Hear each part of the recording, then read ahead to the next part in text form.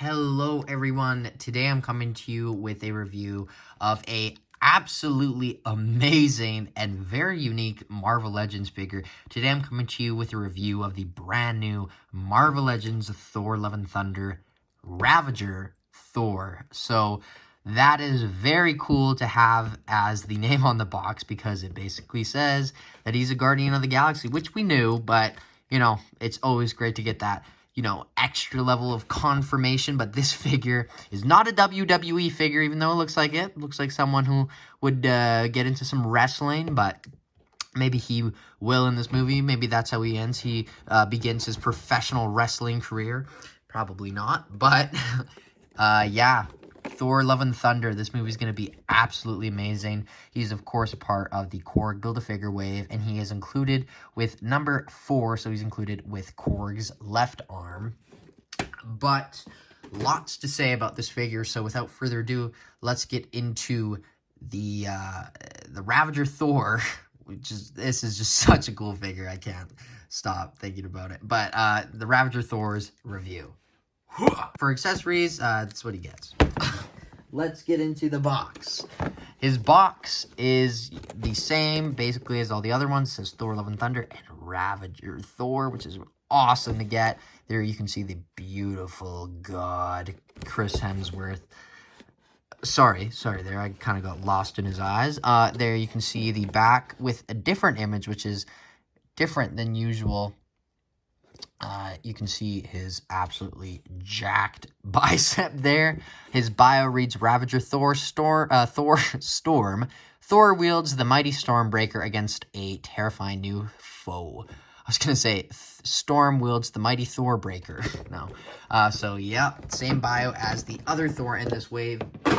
And first off, I'll just show those two together. I'll do more in the comparison, but you can see that they are very different, obviously. But one thing that I do want to note is this Stormbreaker is absolutely amazing. All the detail on it really just gives it an extra sense of quality to me, which this one did not have. And they are in the exact same wave, which kind of baffles me. That's why I think this figure, it just was designed way before the rest of these, because these all seem so modern. And he doesn't not seem modern. He just doesn't seem as good as the others, in my opinion, because, like, why? We have the same wave. Can we not get, like, the exact same detailed, beautiful hammer as Ravager Thor? Nope. But, you know, that's Hasbro. Not a huge issue, but once you get that removed, you can see how amazing it is. Looking very, very cool. And then we have the Ravager Thor himself, which, you know, it's fairly simple. Like, there's not a lot to go over. He's kind of just in his casual outfit. You can see his jacket. You can see his head sculpt, which is absolutely spot on Chris Hemsworth. And when you look at it from the front, it looks like his hair design from Endgame, when they traveled back in time to Avengers, the first Avengers movie, because they tried to recreate his look from that movie, and it was obvious that it wasn't the same, but you know, you can kind of see the same hair design. But this isn't the kind of hair that will work on most Thor figures, because it's not usually off to the side like that, but it'll work swapping it around. And it works on the other one, as I showed in my other review. Go check that out. But a very interesting and cool feature that you can do with this figure is you can take it off, and then we got Thor in a wife beater, which is just crazy to have. We literally just have a Chris Hemsworth action figure here in his wife beater, looking very, very dapper and jacked. This looks like the Wolverine, the Hugh Jackman Wolverine Amazon exclusive one that they made. You can see he has the 9 realms on his torso, which is very cool. Kind of has like a Hela look with the spikes and just the every detail on it. But 9 realms, which is always cool to see. You can see the pinless across it. He is basically a MCU Thunderstrike. That's what a lot of people have been saying. And you can just see the random details. This is just hilarious to get on a Thor, because it's so from the original, you know, 70s, 80s comics with Thor, and even before that. But you can see the likeness looking very good. His eye, can you see the difference in his eye? They look very similar to me. But that might just be me. You can see the little scratch still, but he's probably healed a lot since then. I have a feeling if Thor's going to be in the MCU for the future, I feel like eventually they're going to forget that he kind of got his eye chopped off, and they'll just be like, just put him on the set. Don't give him any eye makeup or anything. Don't give him a contact. And then they'll just push it under the rug, but hopefully not in this movie. My only problem that I really have with this figure is mine kind of had a slight, like the most nitpicky QC issue I think I could possibly have. This arm just doesn't seem to be fully plugged in, as you can see, whereas this one is obviously fully in. And I tried to, maybe I'll try to heat it up and push it in more, but, you know, things like that kind of bother me and get me scared because I did just break my No Way Home Spider-Man's arm like that. So, heaven forbid that happened to this figure. I would be devastated, and I would go on a Gore the God Butcher rampage. No, I wouldn't, but I would be mad. You can see, you know, that's really the Thor. There's lots of details on him. The sculpt is amazing. I don't really have any complaints or anything else to say about it. It is very straightforward, but these aren't jeans. They're kind of like a jean type pant, but they're not. They're like cosmic jeans because they've got lines and stuff. But that is the Ravager Thor, so let's get onto his articulation. To point out that the entire torso, the skin part, is all just painted on. The whole torso is molded in white, which is very interesting.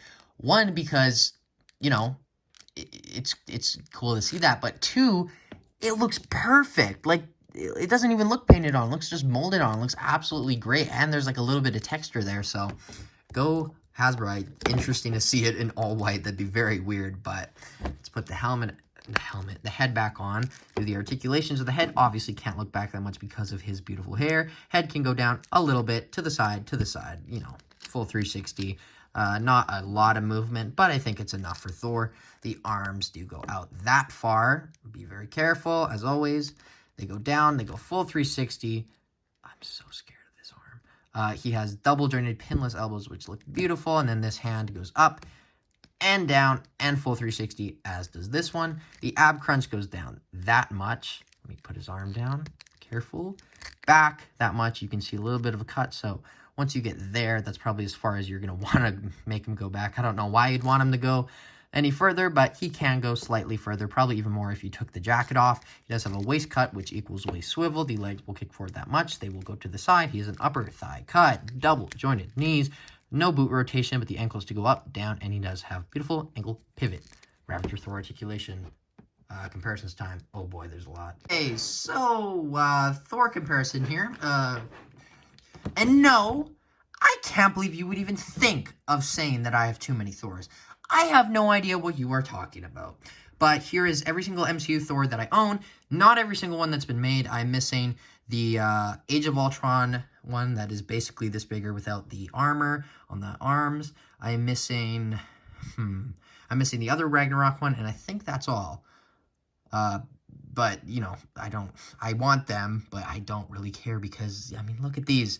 I got a lot of Thors, you know, more than I probably need, but, you know, if they made 10 more, you know, silly me, this is just going to probably buy them. But that is the Thor comparison. I thought I would put them all up together so you can kind of just see it, so I don't need to do a longer comparison and just grab them all. But, you know, I kind of wanted to show these two together because they're just casual Thors, so that's interesting to get. You can see that one, this one with a terrible likeness, and then obviously you get that Thor, which is great. I got too many Thors on the table. Let's take them all off now. That's the one thing I hate about reviewing, taking all the figures out to do the comparisons. It's not taking them out, it's putting them back in, because even taking them out, some might fall, but, you know, putting them in is even harder. But here is the Thunder Strike from the comics, which you can kind of see what I mean when I say the design is similar. Yeah, it is very similar with the jacket, but actually besides that, not that much is similar. But what is similar is with this one, you have the same kind of boot design with that wrapping going around. This is an amazing Thor figure. That Mafex one, though, does look really good. This one never really had a lot of head movement, sadly, but gotta get him out for the Ulik review, which should be coming in after this wave. I did get him today, or I guess like 3 days ago, because these videos I record like all in one day. But You can see that those all look fine and dandy together. Obviously, I want to show him next to Cole, which you can see them in the trailer in these two outfits together, which looks awesome. And then there's a third person that looks like is edited out, so maybe that's Beta Ray Bill, but we will see. And then because this is Ravager Thor, I do want to show him if he would stand up. Not so much him, but Groot would stand up. You can see him next to Groot. And then wherever I put him, there he is. I just got action figures all over me here. We have the Star-Lord, which will be tomorrow's review. Better figure than I thought, but that's just a wholesome little tiny Guardians of the Galaxy team. Would be cool to get the other outfits, but, you know, it's kind of good we didn't because we're going to just have to rebuy them in under a year when the Volume 3 wave comes out, which I'm very excited for because a lot of those Guardians need updates. Why did I leave him behind? Sorry, I am not in the game right now. And then the final comparison, I'm just going to show them next to basically the whole wave. You have Gore, Jane, and Valkyrie. But that is all my comparisons, so let's get on to my final thoughts. My final thoughts on this figure is this is an absolutely amazing figure. Nothing really wrong with it, in my opinion. Maybe some extra hands, as always. Maybe some thunder effects, but, you know, whatever. It's Hasbro. You can't expect that. And then my only other problem is that little QC issue, but that's only on mine. So, other than that, this figure is absolutely perfect. So much here. So much for different collectors other than, I would say, you know, MCU collectors. Because if you're into wrestling, I think you're going to probably just want to pick up this figure because this is basically just a wrestling outfit Thor. This is just like so much use. What a great figure to get out there for the movie because you're going to see the movie and I guarantee of the two figures, the armored one and this one, you're going to want to pick this one up. So let me know what you think of him in the comments below. Is it as good as I say it is? I'm going to give this figure a 9.6 out of 10. Let me know what you think. As always, I have been Jagger Collector, and I will see you in tomorrow's review where we will be having a dance-off with Star-Lord. Until then, bye guys.